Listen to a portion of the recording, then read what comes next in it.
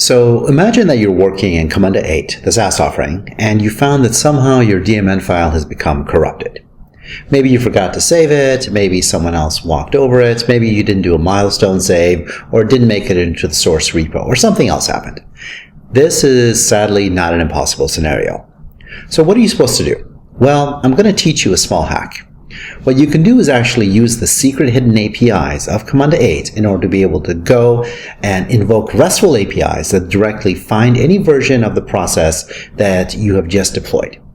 So what you're going to do is you're going to go and open up your DMN file, and then you're going to duplicate that tab, and then you're going to click on Operate. Once you've clicked on Operate, you're going to go into the URL and you're going to delete anything past the cluster ID. You're then going to append Swagger UI/index.html.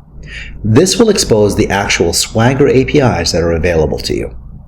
So what you're going to do then is that you're going to actually go and find the DRM that you're actually looking for.